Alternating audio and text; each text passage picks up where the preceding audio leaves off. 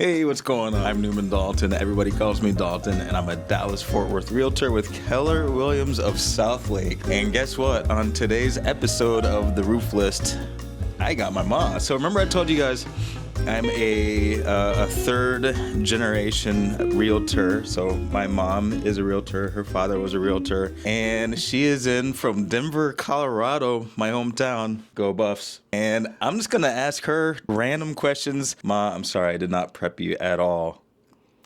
I was like, hey, Ma, do you want to do an interview? She's like, sure. What do you want to talk about? I'm like, I'll tell you when we get on camera. So anyway, I just want to ask you about your career and just like different things, you know, that you went through becoming a realtor. So can I ask you? Yeah, ask me some specific questions. Yeah, that would be easier. And don't forget to look at the camera sometimes. Yes, that would be easier. Okay. Dalton. So my mom calls me Newman. Yes. Yeah. So I had to practice the Dalton. The Dalton thing. Okay. All right, Ma.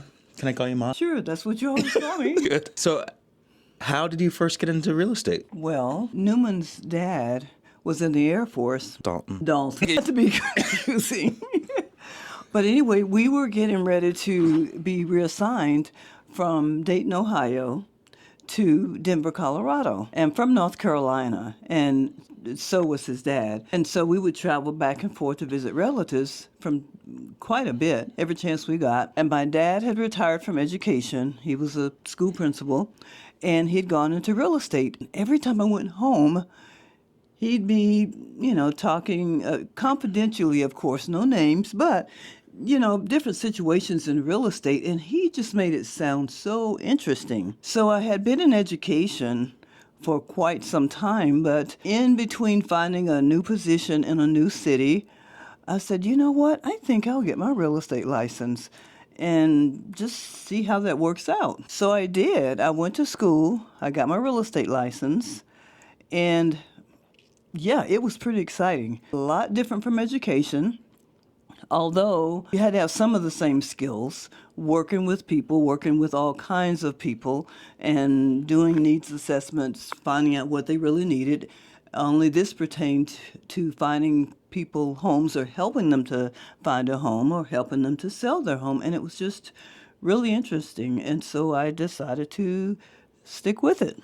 Awesome. I love your story about the first contract that you wrote. Do you mind telling that one? Oh, I think I know which one you're talking about. Where you almost had wished that they didn't. Yes. I had taken all the classes, of course, and passed the test, and I was working with Century 21, actually, because that's the company my dad worked with before he had his own real estate company. So I hadn't had my license very long. I thought I would take this couple, take them on base and take them to dinner and so forth. And then all of a sudden they say, well, we want to write an offer. And I'm thinking, oh my God.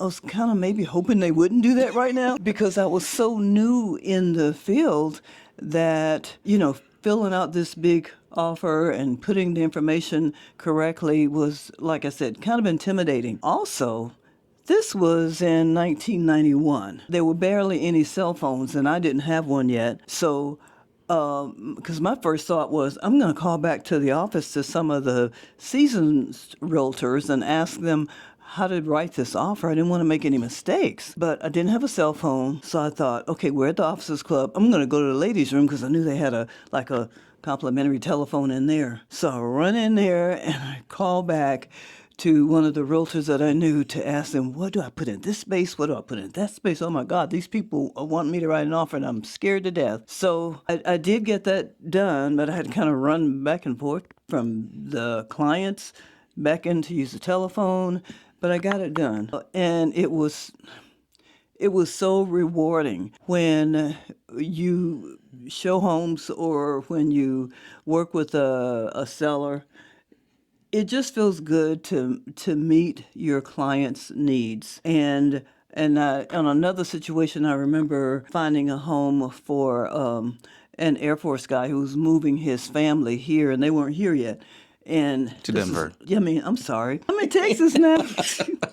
To Denver. And I found the home, and when he said, how did you know exactly what kind of home I wanted. This is so great. And so then when his family came in, I got to meet his wife and his daughters. And I mean, it was just so rewarding to help someone um, figure out one of the biggest purchases, that they're going to make in their life. So it was a really good feeling. Okay, I have four more questions. But these might be easy. These might be easy. Okay, so let's talk, since we're just talking about buyers. Is the Air Force guy who had moved. Yeah, he was a buyer. Okay, so since we're talking about buyers, in your career, can you tell me, and it doesn't have to be the absolute top two, but what's one of the top things that you've seen buyers regret upon purchase of home that they maybe would have done different? Like, say you're trying to, advise them that, maybe you ought to do this or do that, and, maybe they wanted a different way. Like, what is something that maybe you've seen a buyer regret? And then the flip side of that is what's something that, that you've seen buyers just really excited about? Let me see. Most of my buyers, because I'm a good realtor, don't have regrets. Yes.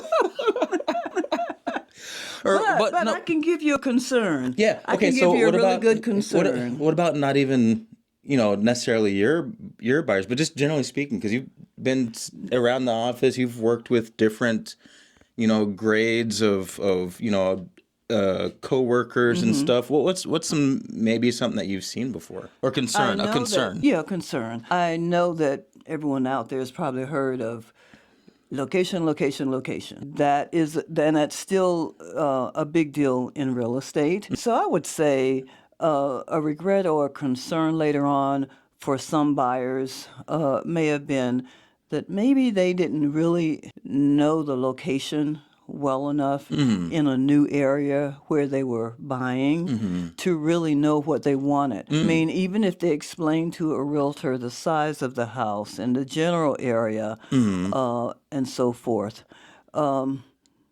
it may take a little time To understand where you. to understand where you're buying. But you know what? If you have a good realtor, they're going to ask you key questions, like if they're concerned about school districts or how far away are the parks, or how far away. The grocery Are the stores schools, the or. grocery stores, any things that are of a big concern to them? But those are questions that a good realtor Yeah. will find out. And so it's very individual, isn't it? So say someone has a relative or something that needs to be going through, I don't know, dialysis or, Yeah. regular appointments somewhere. You kind of have to know What their needs are. what their needs are, and not just square footage and Exactly. stuff, but really. Really get to know the person, get to know their family, and what their expectations are. I remember an instance where, for this particular family, I started years ago. I sold them. They were in a smaller home. They wanted a larger home. So I sold that home for them, and then found a larger home for them. 20 years later, they came back to me again because they were ready to downsize. And I did that for them. They said, well, we want to sell this big house and we want to get enough cash out of it to buy a home to retire in.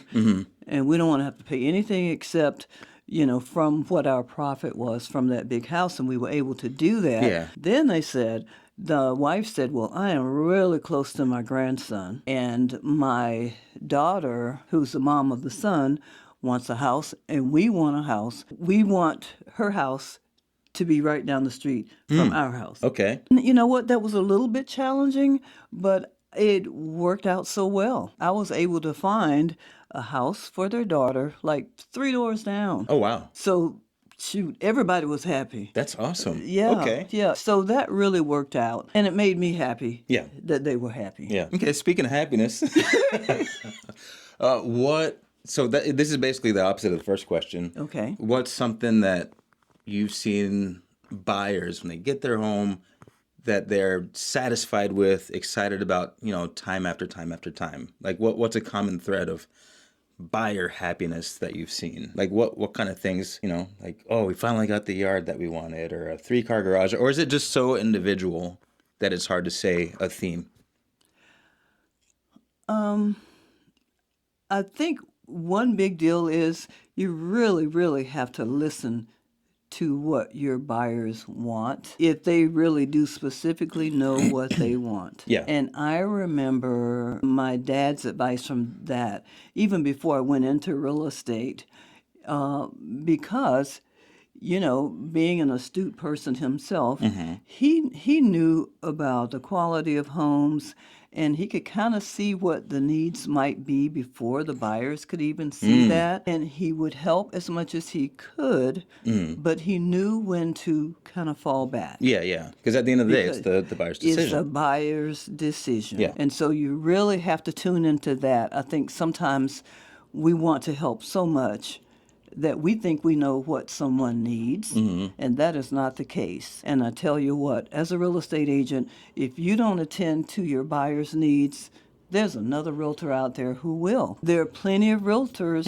or real estate agents out there. And I remember when we bought, actually, when my husband and I bought our first home, we grew up in North Carolina in homes kind of out, not right in town. So we were used to kind of nice-sized backyards. We didn't even have kids yet. We hadn't even thought about him, Dalton, Newman, whatever your name is. So we were in our 20s buying our first home, and we told the realtor, we want a home with a big backyard, because that's what we were accustomed to. And the realtor kind of poo-pooed us. Oh, your kids don't need a big backyard. Oh, goodness. Why do you need a big backyard? So you know what? My husband said, we want a big yard, and I think we're just not going to no longer use this real estate agent. Oh, wow. Because he's not listening to what we needed or what we wanted. Because we knew what we wanted. Yeah. Whether or not we were going to do anything with that big backyard or not, that's what Doesn't we matter. wanted. Doesn't So matter. yeah, we were able to sort of let him go, and we found another realtor who found us a house. You know what? Enthusiastically found you a backyard, Yeah, didn't he? you know what? We didn't even go out there very much. Your sister was born, both of your sisters at that house. But we were so busy with them, we did put a swing set out. They were so little. We didn't spend a whole lot of time out there, but we were happy because we got what we wanted. And you gotta give people what they want. If they want some advice, you're gonna surely give them that to the best of your ability. But you really have to listen. You really have to listen to what people are asking for. Makes sense. Makes sense. Okay. For sellers, is there anything that you've seen sellers regret? And again, it's not, necessarily like, oh, your clients or whatever, but just general themes. What are things maybe that sometimes sellers don't really think about, or maybe advice or something that you've seen sellers not, kind of ignore, and then maybe after the fact